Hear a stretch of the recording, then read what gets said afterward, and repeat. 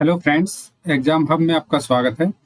देखिए, एलआईसी की तरफ से आपका ये नोटिफिकेशन है। एलआईसी की तरफ से आपका assistant administrative officers W journalist 32nd batch.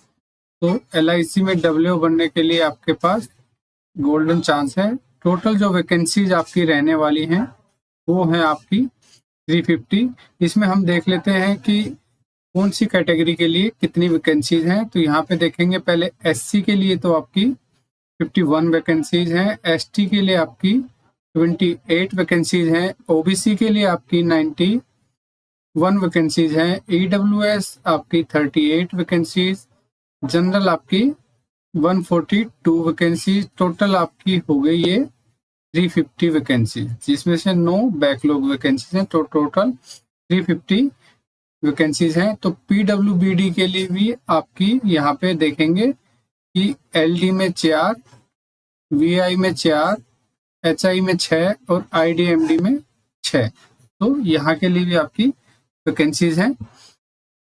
अभी हम देख लेते हैं कि इसमें जो एलडी है वो क्या है। वो है लोकोमोटर डिसेबिलिटी, वीआई है विजुअल इम्पेयरमेंट, एचआई है हियरिंग इम्पेयरमेंट, आईडी है इंटेलेक्चुअल डिसेबिलिटी और एमडी है मल्टीपल डिसेबिलिटीज।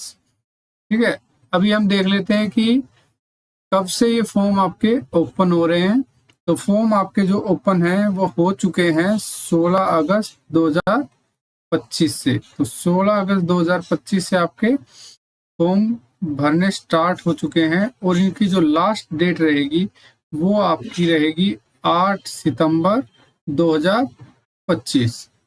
और जब आपका एग्जाम होगा तो उससे 7 दिन पहले एग्जाम से आप अपने कॉल लेटर डाउनलोड कर सकेंगे।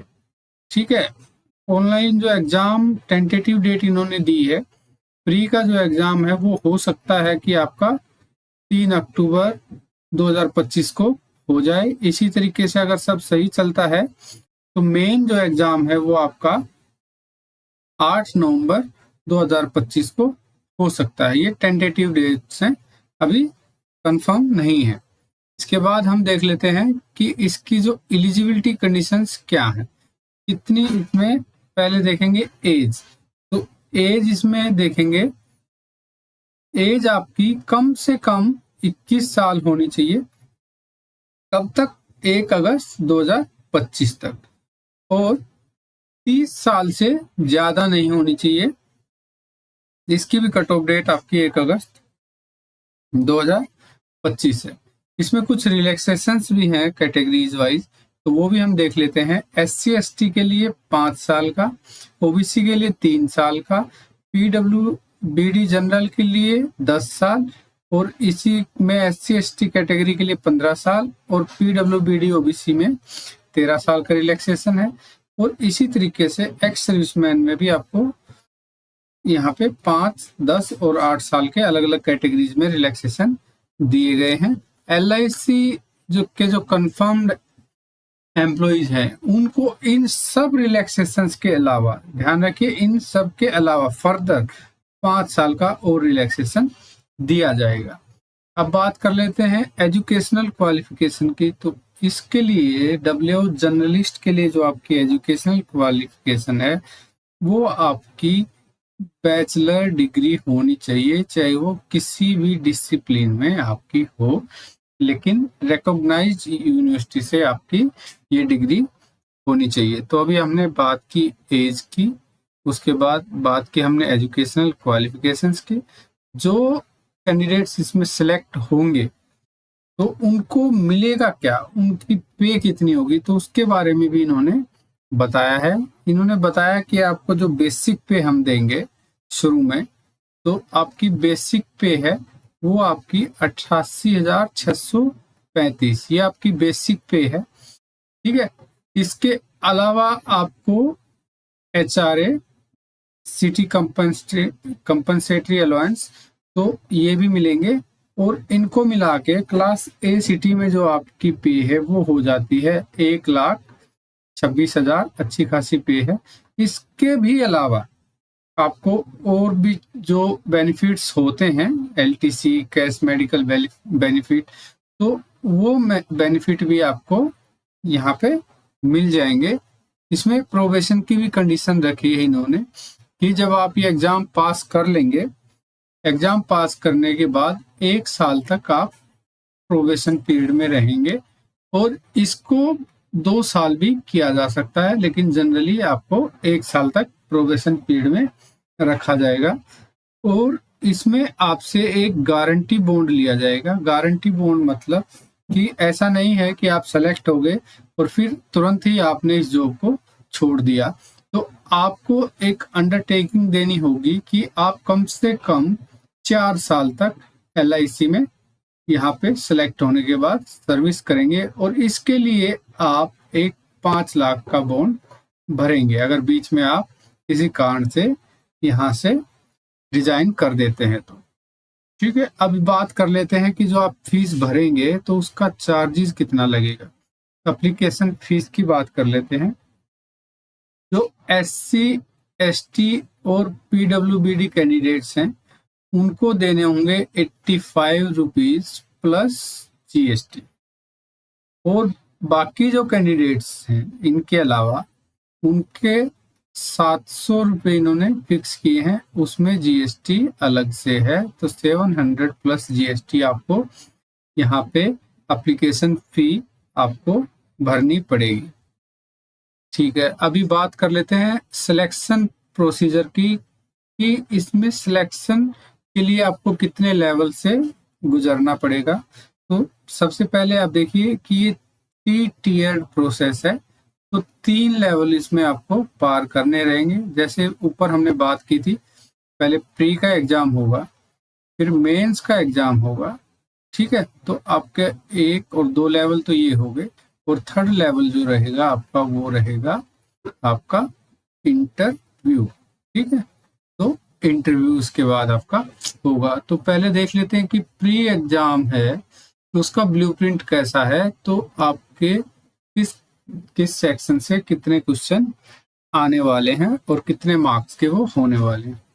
तो पहले हम देखते हैं फेज 1 जो आपका प्री एग्जाम है, इसमें आपको रीजनिंग, क्वांटिटेटिव एप्टीट्यूड और इंग्लिश लैंग्वेज, ठीक है, ये 3 सब्जेक्ट का आपको एग्जाम देना होगा। रीजनिंग आपके 35 क्वेश्चन, 35 मार्क्स, क्वांट के भी 35 मार्क्स के, और इंग्लिश आपकी 13 मार्क्स की रहेगी। तो इस तरीके से आप देखेंगे कि यहाँ पे आपको 100 क्वेश्चन मिलेंगे, और इंग्लिश जो है इसमें आप देखेंगे कि स्टार लगा हुआ है, मैक्सिमम मार्क्स 70 है, मींस इंग्लिश आपका जो है क्वालिफाइंग नेचर का है, उसके मार्क्स इसमें नहीं जुड़ने वाले हैं। तो मार्क्स आपके बेसिकली जुड़ रहे हैं रीजनिंग और क्वांट के, लेकिन इसमें एक सेक्शनल कट ऑफ भी रखा है, जितने मिनिमम मार्क्स तो आपको लेके ही आने हैं।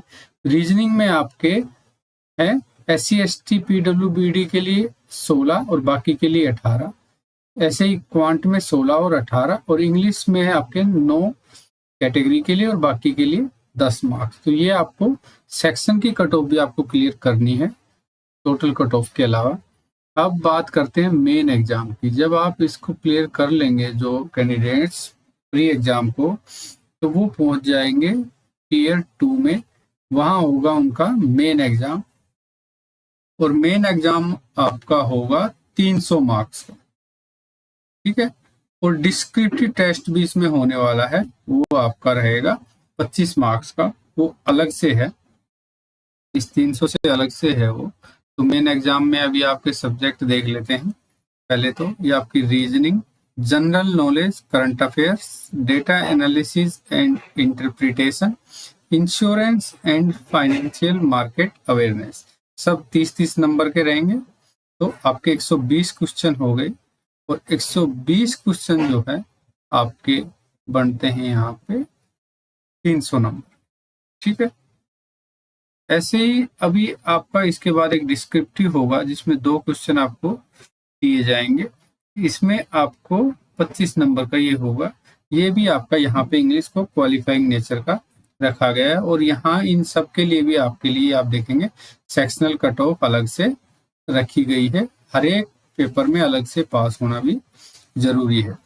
तो अभी प्री के बाद मेंस, और जो कैंडिडेट्स मेंस भी आपका क्लियर कर लेंगे तो वो चले जाएंगे आपके इंटरव्यू में। ठीक है, मेंस के बाद आपके चले जाएंगे इंटरव्यू में और वहां पे आपका होगा फाइनल सिलेक्शन। ये देखिए फेज 3 आपको इंटरव्यू के लिए दिखा रहा है। और जो इंटरव्यू के मैक्सिमम मार्क्स हैं वो है 60, और क्वालिफाइंग मार्क्स जो आप देखेंगे EWS, अनरिजर्व और OBC के लिए आपके 30, मिनिमम 30 तो आपको लेके ही आने हैं। और SC ST और PWBD के लिए ये रखे गए हैं 27। तो इस तरीके से हमने देखा प्री, मेंस और आपका इंटरव्यू। अब आप देखिए जो आपके मेन एग्जाम में जो मार्क्स आएंगे और जो इंटरव्यू में आएंगे, ठीक है, उससे आपकी फाइनल मेरिट लिस्ट बनेगी। प्री के एग्जाम, उसमें प्री एग्जाम के जो मार्क्स हैं उसमें इंक्लूड नहीं किए जाएंगे। और जब आप इन सब को क्लियर कर लेंगे तो एक प्री रिक्रूटमेंट मेडिकल एग्जाम होगा। वो एग्जाम आपको, एग्जाम कुछ नहीं है, आपको ये मेडिकल ऑफिसर से आपको अपना मेडिकली फिट सर्टिफिकेट लेना है। ठीक है, तो ये आपका सारा प्रोसीजर हो गया। तो अभी आप 16 तारीख से आपके फॉर्म भरे जा रहे हैं, आप इसके लिए अप्लाई कर सकते हैं। ऐसी जानकारी के लिए आप जुड़े रहिए एग्जाम हब के साथ। आप सर्च कीजिए यूट्यूब में एग्जाम हब आइडिया और वहां से चैनल सब्सक्राइब कर सकते हैं। Thank you.